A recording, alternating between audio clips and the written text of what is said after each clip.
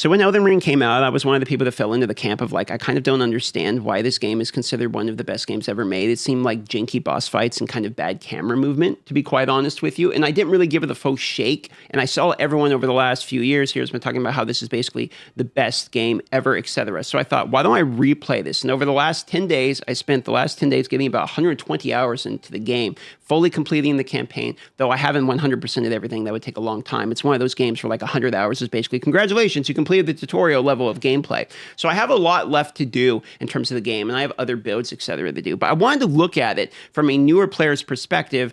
And if you've seen my previous video where I said this is the best single-player game I've ever played, today's video is sort of a follow-up on that and explaining more in detail why I would consider Elden Ring such an amazing game. Because spoilers, this game is absolutely fantastic once you let yourself get into it. And I think that's a key part of the game, and honestly a lot of games nowadays, is letting yourself get into it. So we're going to explain all that. We'll talk about everything from boss fights to the environment to my favorite and least favorite parts of the game. But before we do that, we got to talk about today's sponsor. Thank you to today's sponsor, Warcraft Rumble. Warcraft Rumble is a mobile action strategy game that you can play within that Warcraft universe. So you'll play with all of the familiar characters, Sylvanas Windrunner's like one of the most obvious ones. There's Tyrion in the game, there's Bloodhoof in the game, I mean there's Murlocs in the game. You can even fight against Ragnaros, for instance, and it's pretty easy to understand and get into, but it also gets more complex as you get through the campaign. It progressively gets harder. I've actually been uploading some content related around clearing that campaign. If you want to see examples of that on my second channel, I have a link down below. There's over 50 heroes that you're probably going to recognize within the game, and no matter if you're a PvE or PvP player, there's going to be something for you. So shout out to Warcraft Rumble for sponsoring today's video.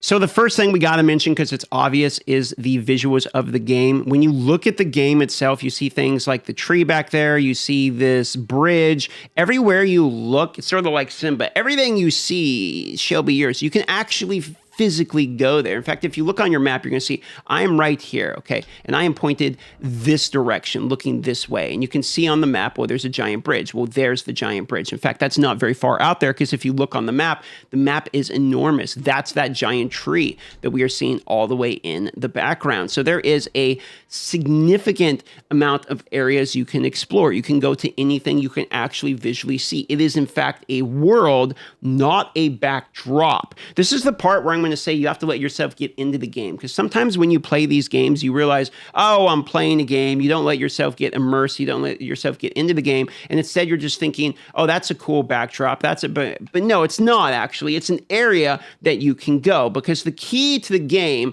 is wanting to explore something. When you see something and you see that castle, you're like, I want to go see what that castle is all about. In fact, one of the mistakes I made, it's not really a mistake because you can't really make mistakes in the game, but one of the things I did in this game that I kind of wish I did not was I was following with the main storyline. At some point in the game, they tell you, hey, these graces sort of points you in the right direction. So I thought, okay, I got to go in the direction that it's pointing. But that's not really what you got to do. What you got to do is follow where your heart tells you to explore. So the first thing I got to talk about the game is that visually it's astounding, but the world itself is astounding. If you think that that area over there looks cool, mount your trusty steed and actually go look at it, because you can go there. Number two reason for me is absolutely no hand-holding. This game teaches you right from the beginning of the game, because this is the very first creature that you find is the Tree Sentinel, and he will basically one-shot you on a brand new character when you start the game. The game immediately teaches you, guess what? You're not the strongest person in this game. You're not Mario and can Goomba stomp literally everything, and the creatures in this game are absolutely terrifying and will shit on you. I actually love that part of Elden Ring. It can be frustrating if all you want to do is just log into a game and blast through things. But when you realize that the world, the environment we were talking about, is full of creatures that are way stronger than you, and then you have to actually learn the game and continue to build your character to get stronger and stronger and stronger, that's when you realize the game is actually a challenge. So if you're somebody who is sick of hand-holding in games or games that are just way too easy, the difficulty and the realness of the game sets in pretty fast. I mean, immediately from the beginning. Reason number three this game is amazing is because the variety of equipment. Look how dumb my character looks right now. There's actually a variety of gear that you can wear that's going to change both how you roll, which gives you your iframes. For instance, if I have medium roll right now, but if I unequip all of this gear right here, then I will turn into a light row, all right? And what light row will let me do is be able to row even further, and I can move quicker and jump higher, etc. So there's a variety of ways in which you can actually play the game. Some people play the game basically naked with only a two-handed greatsword. Some of the people are going to use full mage gear and do a mage build. And it kind of changes the difficulty a little bit of the game depending upon which equipment you decide to actually use. You can become tankier, but you might also, have a heavy load where now I have a fat row, right? Which means my iframes and my dodge is not very good, but maybe that works because the style of build I'm doing is like a great two-handed cleaver or something like that, right? In one hand, like look at that. I got a giant sword in one hand. I got a katana in the other. You can basically build your character about whatever you really are interested in, and you can build your stats around whatever your stats are really into. So you could go really high endurance and be able to wear really tanky gear, for instance. But you can also sort of change the difficulty of the game a little bit depending upon what items you choose to use. In fact, there are different summons in the game. For instance, this is called a mimic, that if you actually have a mimic, the mimic is sort of like easy mode. It makes a duplicate of myself.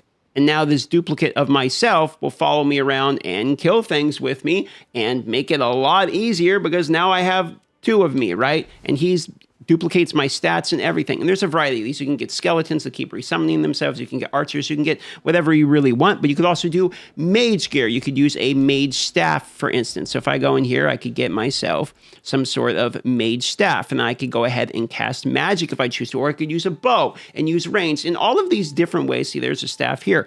All of these different ways that I choose to play the game are going to either make the game more difficult or less difficult. So if you're somebody who just wants to blast through, you could absolutely do a build that's sort of related to that. In fact, I'm working on my second playthrough right now, and I'm doing magic, and magic seems just like an absolutely nuts way to play the game. So there's a variety in terms of builds, gameplay styles, and combat styles in the game as well that will suit you no matter how you really like to play the games, or the archetypes in games, or the power fantasy, I guess is an ARPG term that people use. You can really fulfill whatever you have in your head in the game as long as you go out and acquire the equipment for it. And of course, it wouldn't be Elden Ring if I didn't mention boss fights, or at least really cool major minions that you can fight. This isn't even like a boss. This just happens to be a dragon in this area. The boss fights in Elden Ring can be absolutely brutal, but when I was playing through the game, I only really ever thought one of two things. Either, hey, I need to go get some better equipment. Like, it looks like I'm probably a little under-geared for this with my current skill level. But that brings me to point number 2, which is that people beat the game level 1 with a stick, and that the only thing stopping you from being able to beat the bosses is basically your skill level.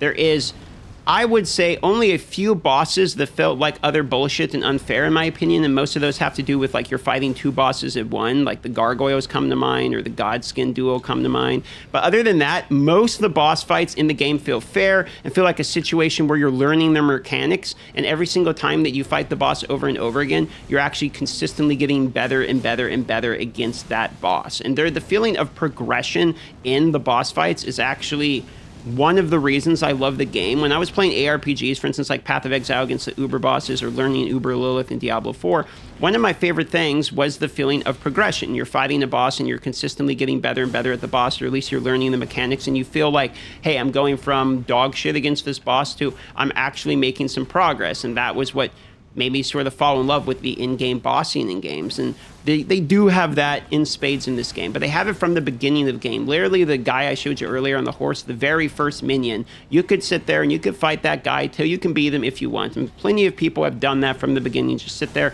and fight them over and over and over and over again until they actually beat them. Now, a lot of times, that might not be the best use of your time, but you could absolutely do that if that's what you choose to do and if that's what's fun for you in these games. So I'm going to have to mention boss fights and your ability to approach boss fights in various ways. Some people get enjoyment from leveling up so much that what they can do is when they get to a big boss, they can basically one-shot him from really good gear, really strong items, etc. And some people are going to enjoy the struggle. I myself preferred struggling most of the time than going out and leveling again and getting broken items, etc. I just kind of like sucking against the bosses and dying a whole bunch. I actually found that more fun. But, you know, while I was streaming it, people found it were like, why don't you just go leveling, etc. It's like, because I like it. I like fighting the bosses until I feel like I can actually kill them. So People are going to play the game in a variety of ways, and you're going to enjoy the game in a variety of ways. And that's one of the reasons that the boss fights in Elden Ring feel so good to do. This actually brings up a very interesting topic. The very first time that I played Elden Ring, I actually stopped playing it